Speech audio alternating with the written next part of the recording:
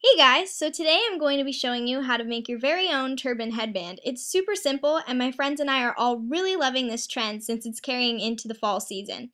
So let's get started. When you're making your own turban, you definitely get to be more creative with it because you can pick what color you want it to be. You can also size it to your head so that way it won't be too tight and give you a headache later, because I know that's happened to me with headbands and all kinds of things all the time. It's really easy and it's also extremely fast. I personally love being able to just put my turban on when I'm having a really bad hair day. So really quickly, before we jump into the tutorial, I'm just going to go ahead and take this turban off and show you guys exactly what it looks like when it's not all turbaned up. So if you undo the turban, it actually turns into a giant loop, which is awesome because you can also, if you wanted to, style it as one of those really trendy loop scarves. But what you're essentially making is a giant loop of fabric. So with that said, I'm going to go ahead and explain to you what you need in order to make one of these. So for this tutorial, the first thing you're going to want to get is some fabric. I got mine from the fabric store, and you're going to want to find a fabric that has a little bit of stretch to it so it'll fit to your head a little bit more easily. You're going to ask for about 2 yards of fabric lengthwise, and this fabric actually used to be double this width, but I went with my friend and we wanted to make turbans together, so I decided to go with her and we cut the fabric right down the middle widthwise. So this is about 1 foot and it used to be about 2 feet. The next thing you're going to want are some needles. You're also going to want to get some thread that is about the same color as the fabric that you're going to be using. It doesn't have to be exact, but as close as you can get would be good. And you're going to want a hair tie or a rubber band. Okay, so the first thing we're going to do is measure the fabric to our heads. So in order to make this a little bit easier, I'm going to put my hair into a ponytail.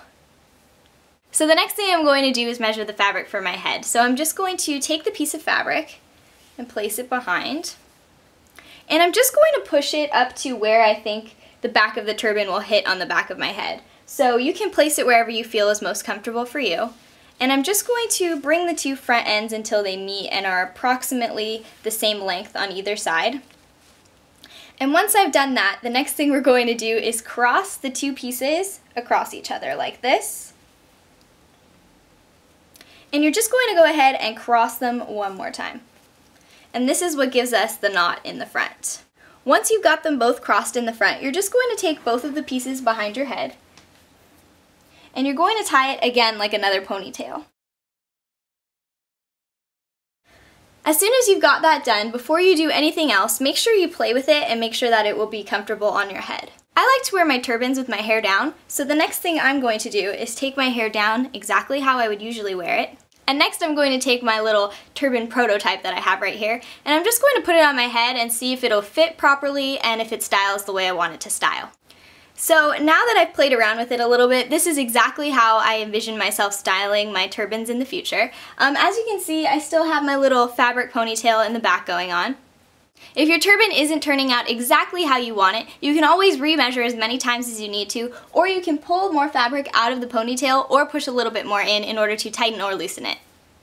So now that we have our turban all done, I'm actually just going to go ahead and let the little knots that we've made out. And we've got sort of this big loop and the excess fabric, so you guys can kind of see how this is coming together now. The next thing we're going to do is we're going to cut off the excess fabric and we're just going to sew up the end. So with the excess, we're going to want to measure how much we're going to cut off. Of course, you could always just try and eyeball exactly how much you need to take off, although I personally cannot do that very well. So if you can, then you definitely should.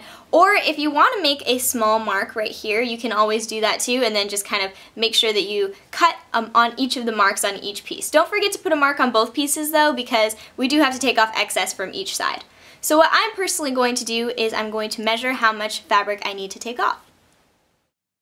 So here I am measuring how much I need to take off of the ends. You can use either a ruler or a measuring tape if you have one. Remember not to stretch the fabric because that will distort how much you actually need to cut off, even though it doesn't have to be perfect because it is a stretchy material. So what I'm doing here is I laid out one end of the fabric and I'm just going to use the scissors to mark off how much I decided I wanted to cut off the ends. What's great about this is that it doesn't have to be an exactly straight line because you're going to sew the ends that we cut into the fabric, so it won't be visible from the outside. So don't worry if it's not straight and it doesn't look professional because you won't be able to tell. So here I am just doing my best of cutting the fabric. As you can tell, mine doesn't look perfect. And I'm just going to go ahead and repeat that step on the other side. The reason I didn't just take all of the length off of one side, which you can definitely do, is because the ends of the fabric I had looked kind of weird.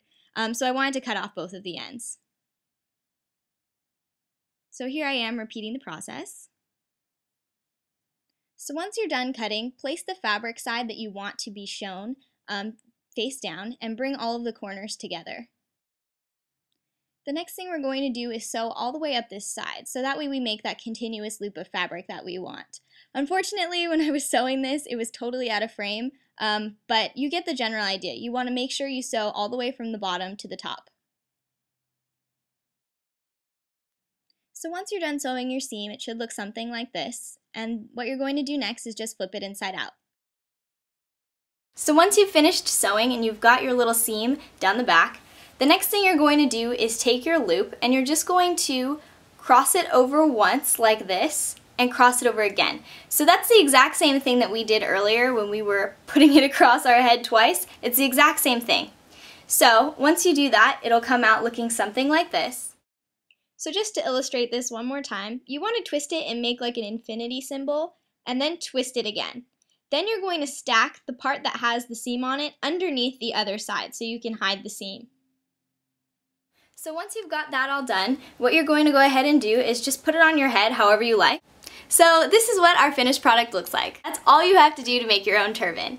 If you guys want ideas on how to style the turbans with clothing, keep your eyes peeled for my fall fashions video. Thank you guys so much for watching, and I'll talk to you next time. Bye guys!